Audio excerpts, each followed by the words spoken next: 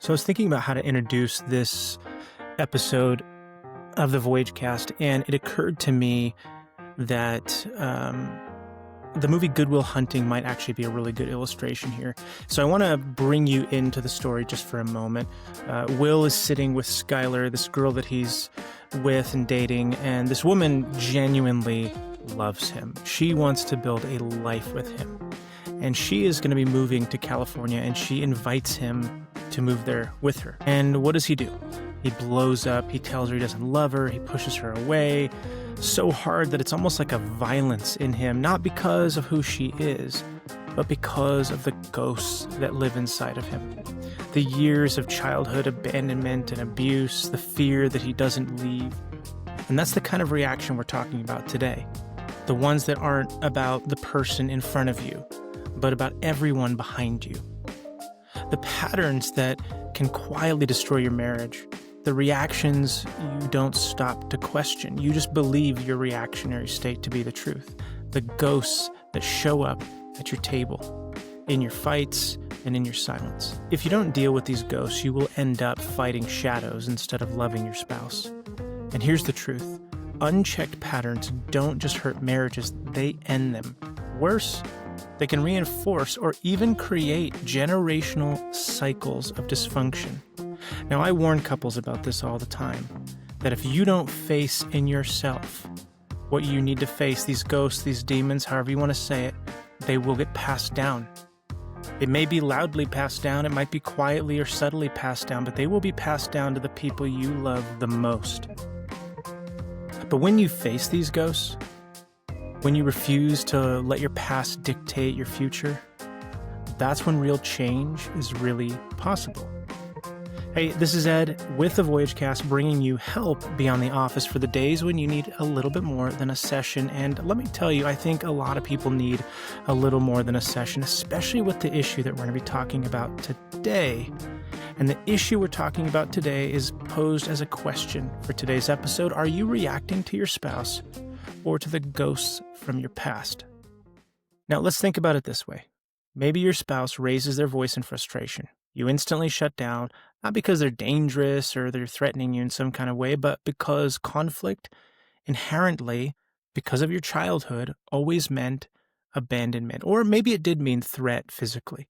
Or maybe your partner's feedback feels like an attack against you specifically, and you snap not because they were cruel, but because it echoes the criticisms you carried from your parents. You see, these moments feel so real. You could swear that they're the same person standing in front of you from your past. But they're not. You know that, but you may not know that. They're about the echoes of your past. They're those moments when you were a child that got seared into your neuroanatomy, and now you can't seem to undo it. And when you don't pause to check your source, you end up fighting the shadows instead of loving your spouse. You end up fighting your past and repeating those patterns. So it's not just your relationship on the line. These unexamined reactions teach your kids how to argue, how to withdraw, how to deal with love or not. And without realizing it, you may be training the whole next generation to fight ghosts too. Many of these ghost-driven reactions show up in what John Gottman calls the Four Horsemen of the Apocalypse.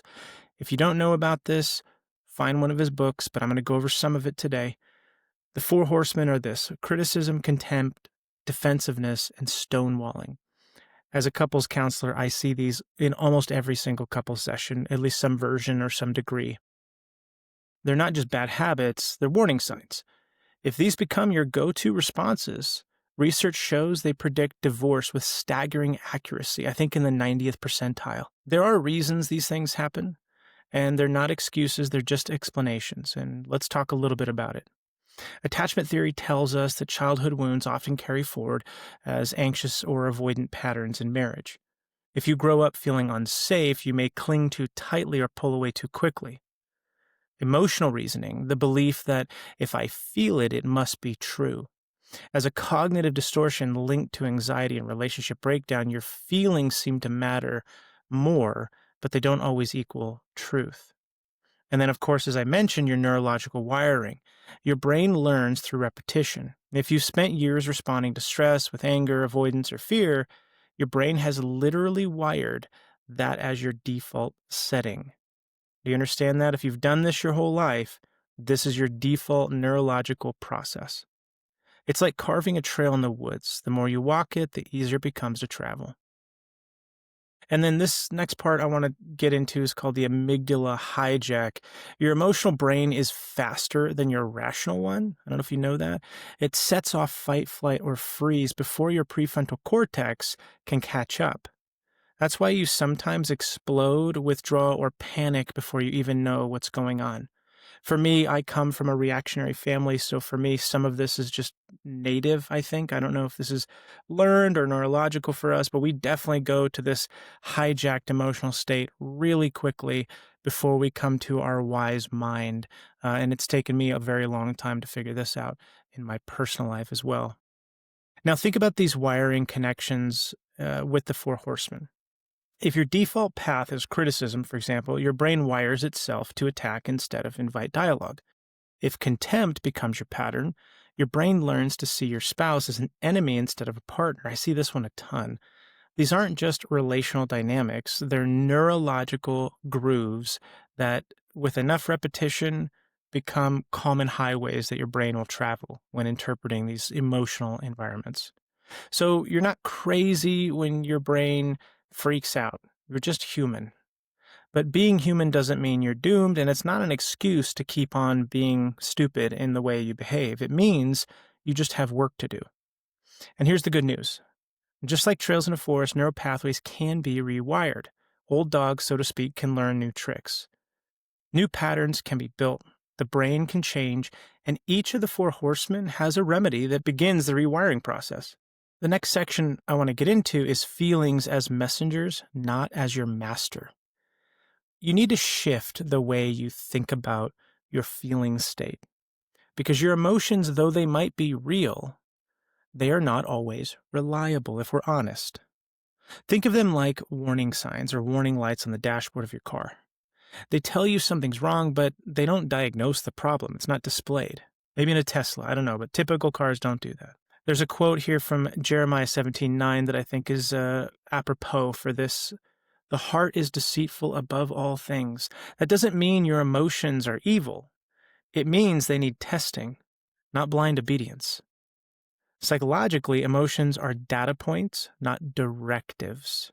They carry information, but they do not hand down commandments or dictates in how you should be handling your relationship or how somebody should be handling you, just because you feel a certain way. So what do you do when those emotions show up hot and heavy? To make this really practical, I want to go back to and borrow from John Gottman's research.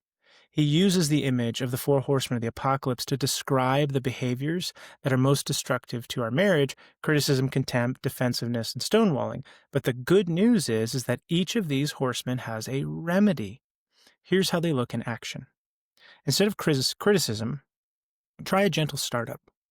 Address the issue without attacking the person. For example, instead of saying, "You never listen to me," try, "I feel unheard when I'm talking, and I really need your attention right now." Instead of contempt, practice appreciation. Choose gratitude over disdain. For instance, replace an eye roll and sarcastic jab with, "I know you're tired, but I really appreciate you helping with dinner." Instead of defensiveness, accept even a small piece of responsibility, the littlest bit.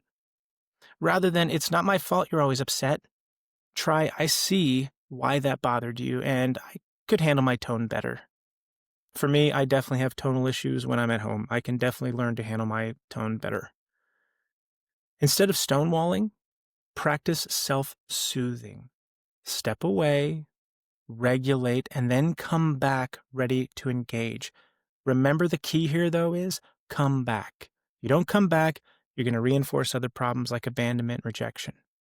So I want to give you an example of coming back. I'm in this process. I'm feeling overwhelmed.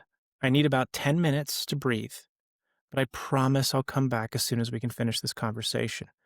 And you have to, like I said, come back when you're ready to engage. I would recommend, and I tell all my couples to do this, set like a 10-minute timer, come back. If that doesn't work, just acknowledge I'm not there yet, and I need another 10 minutes, hour, day, whatever, but you need to acknowledge it, come back, acknowledge, come back. So don't dismiss your emotions, but don't hand them the steering wheel either. Interrogate them ruthlessly, redirect them, and apply the antidote that fits. Testing your emotions and reaching for these antidotes can be the difference between reacting destructively and responding with clarity. So I want to provide you a few more practical tools, and I'm just going to go through them point by point. I think they're worth saying, and maybe a little bit repetitive, but I think they're worth saying. Pause and name it. Naming your emotion out loud, like I feel angry, I'm scared, I'm anxious, I'm feeling insecure, actually starts calming your nervous system. It moves the activity from the amygdala to the prefrontal cortex. The next one here is check your sources. This is just like anything else. It's like watching the news. It's like looking at social media stories. It's like anything else. Is this about my partner or is this about my past? Often it's about both, but knowing the difference can really change the outcome of these interactions. So double check, what's this feeling about? Where did it come from? Who is this about? What does it mean? What am I looking at? Here's a grounding question. Instead of assuming your feeling is fact, what else could be true right now? Is there another story here that I'm missing? Likely, and I tell all my couples this too, you're probably missing something. Differentiate. This one's hard, takes time, but you got to remind yourself, I am not my wounds. I am not my parents. I am not the worst things I've ever done or the worst things done to me. I can choose differently. These things do not own me. They do not control me. I can learn to be in charge. And that is the key. You don't just say it and suddenly you got it. I can learn to be in charge. Apply the antidotes.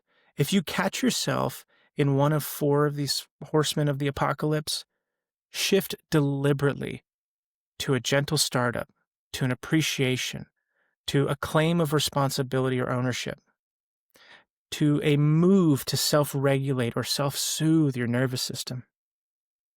Now, these practices aren't quick fixes, of course.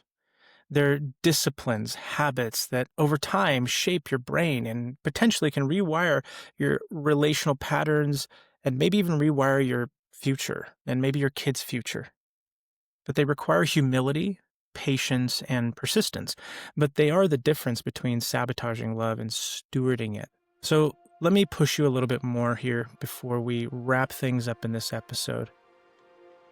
Saying this is just who I am is not humility. It's avoidance.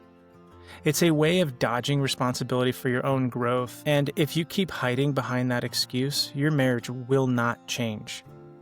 You're basically stonewalling in a way. The future of your relationship, and maybe even the health of your family tree, truly does depend on your willingness to confront these patterns. You can break the cycle, of course, or you can pass it on. It's really up to you. Like I tell my clients, I'll tell you the same thing. It's no skin off my back what you do in your life, but it is your choice at the end of the day. These are your options, and you already know which one your spouse and kids are hoping you'll choose. So there's hope.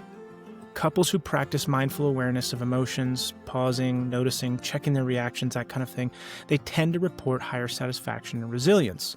And that's out of the Mindfulness Journal in 2023. The translation here is, this isn't a theory.